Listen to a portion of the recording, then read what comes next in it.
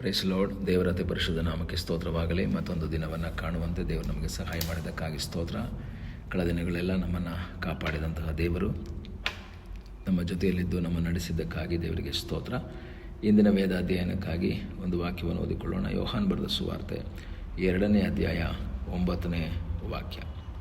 ಅದು ಎಲ್ಲಿಂದ ಬಂತೋ ನೀರನ್ನು ತೋಡಿದ ಕೆಲಸದವರಿಗೆ ತಿಳಿದಿತ್ತೇ ಹೊರತು ಔತಣದ ಪಾರುಪತ್ಯಗಾರನಿಗೆ ತಿಳಿಯದಿರಲಾಗಿ ಅವನು ಅಷ್ಟರೊಳಗೆ ದ್ರಾಕ್ಷರಸವಾದ ಆ ನೀರನ್ನು ರುಚಿ ನೋಡಿ. ಈ ಕಾನಾ ಊರಿನ ಮದುವೆಯ ವಿಷಯದಲ್ಲಿ ನಮಗೆಲ್ಲರಿಗೂ ಗೊತ್ತಿರುವಂಥ ವಿಷಯ. ಸಣ್ಣ ಮಗುವಿನಿಂದ ಹಿಡಿದು ಎಲ್ಲರಿಗೂ ಗೊತ್ತಿರುತ್ತೆ ಈ ಕಾನಾ ಊರಿನ ಮದುವೆಯ ಒಂದು ಇನ್ಸಿಡೆಂಟ್.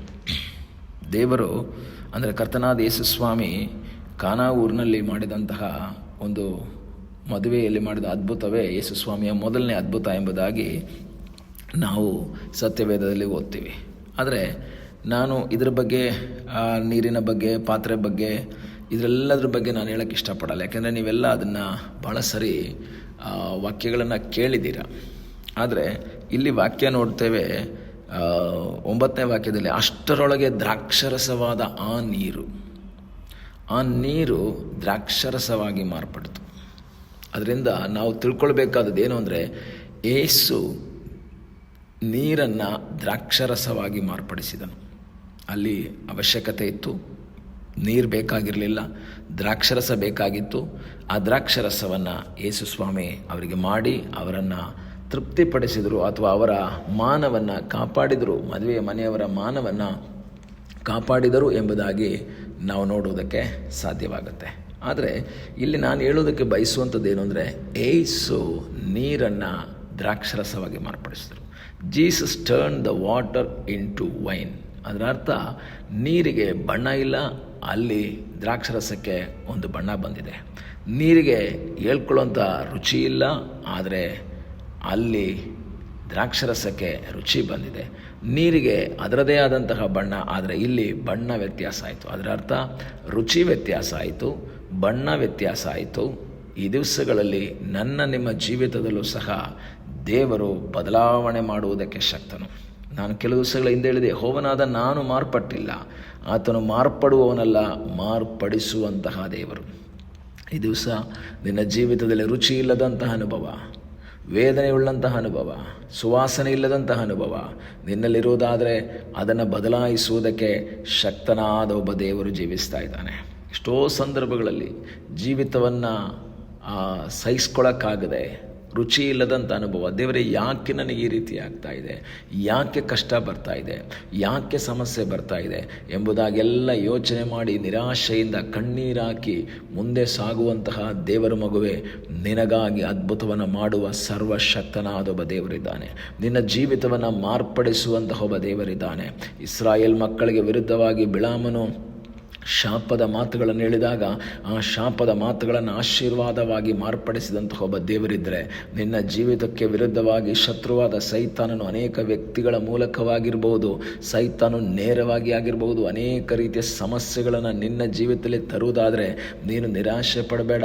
ಅದರ ಮಧ್ಯದಲ್ಲಿಯೂ ದೇವರ ಮುಖವನ್ನು ನೋಡುತ್ತಾ ಪ್ರಾರ್ಥಿಸುವುದಾದರೆ ಇಂದಿನ ವೇದನೆ, ಇಂದಿನ ಕಷ್ಟ, ಇಂದಿನ ಸಮಸ್ಯೆ ಎಲ್ಲವನ್ನ ಪರಿಹಾರ ಮಾಡಿ ಅದಕ್ಕೊಂದು ಮಾರ್ಪಾಟ ತರುವುದಕ್ಕೆ ಶಕ್ತನಾದ ಒಬ್ಬ ದೇವರಿದ್ದಾನೆ.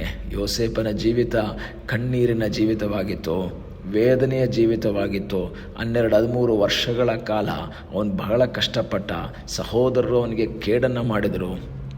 ಆದರೆ ಆ ಯೋಸೇಫನು ಆದಿಕಾಂಡ 50:20 ಹೇಳುವಂಥ ಒಂದು ಮಾತು, ನೀವಂತೂ ನನಗೆ ಕೇಡಾಗಬೇಕೆಂದು ಎಣಿಸಿದ್ದೀರಿ, ಆದರೆ ದೇವರು ಆ ಕೇಡನ್ನು ನನಗೆ ಮೇಲನ್ನಾಗಿ ಮಾರ್ಪಡಿಸಿದನು. ದೇವರು ಆ ಕೇಡನ್ನು ಆಶೀರ್ವಾದವಾಗಿ ಮಾರ್ಪಡಿಸಿದನು. ಶಾಪವನ್ನು ಆಶೀರ್ವಾದವಾಗಿ ಮಾಡಿದಂತಹ ಒಬ್ಬ ದೇವರು ಈ ದಿವಸಗಳಲ್ಲಿ ನನ್ನ ನಿಮ್ಮ ಜೀವಿತದಲ್ಲಿ ಸೈತಾನು ತರುವಂತಹ ಸಮಸ್ಯೆಗಳನ್ನು ಬದಲಾಯಿಸುವುದಕ್ಕೆ ಶಕ್ತನಾದ ದೇವರು. ಯೇಸು ಇಲ್ಲಿ ನೀರನ್ನು ದ್ರಾಕ್ಷರಸಿ ಮಾಡ್ತಾ ಇದ್ದಾರೆ.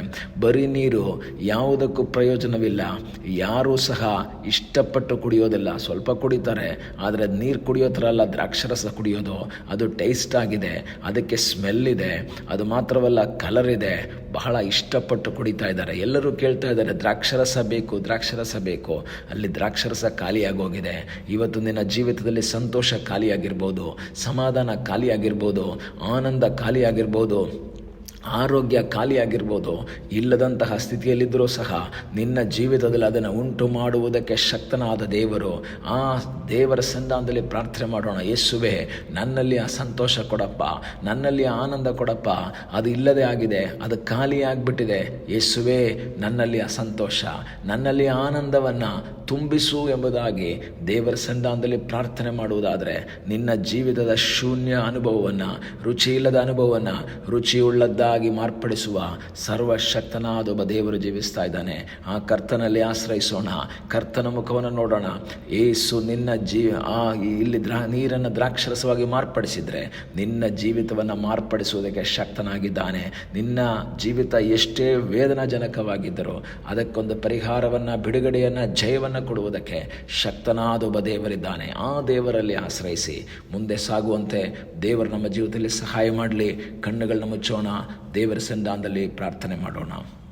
ನಮ್ಮನ್ನು ಬಹಳವಾಗಿ ಪ್ರೀತಿ ಮಾಡುವ ಪರಲೋಕದ ತಂದೆಯಾದ ದೇವರೇ, ಮತ್ತೊಂದು ಆವರ್ತಿ ನಿನ್ನ ಸನ್ನಿಧಾನದಲ್ಲಿ ಬಂದಿದ್ದೇವೆ. ನಮ್ಮ ಜೀವಿತದ ರುಚಿ ಇಲ್ಲದ ಅನುಭವಗಳನ್ನು ಕರ್ತನೆ, ನಮ್ಮ ಜೀವಿತದ ವೇದನೆ ಅನುಭವಗಳನ್ನು ಮಾರ್ಪಡಿಸುವುದಕ್ಕೆ ಶಕ್ತನು. ಕರ್ತನೆ, ದ್ರಾಕ್ಷರಸ ಖಾಲಿಯಾದಾಗ ದ್ರಾಕ್ಷರಸ ಮಾಡಿಕೊಟ್ಟಂಥ ಯೇಸುವೆ, ಸಮಾಧಾನವಿಲ್ಲದೆ, ಸಂತೋಷವಿಲ್ಲದೆ ವೇದನೆಯಲ್ಲಿ ಜೀವಿಸ್ತಾ ಇರುವಂಥ ವ್ಯಕ್ತಿಗಳ ಜೀವಿತದಲ್ಲಿ ಸಂತೋಷ, ಸಮಾಧಾನ, ಆನಂದವನ್ನು ದಯಪಾಲಿಸಿ ನಿನ್ನ ಮಕ್ಕಳನ್ನು ನೀನು ಆಶೀರ್ವದಿಸು ಎಂಬುದಾಗಿ ನಾವು ಪ್ರಾರ್ಥಿಸ್ತೇವೆ. ಪ್ರಾರ್ಥನೆಯನ್ನು ಕೇಳಿದ್ದಕ್ಕಾಗಿ ನಿನಗೆ ಸ್ತೋತ್ರ.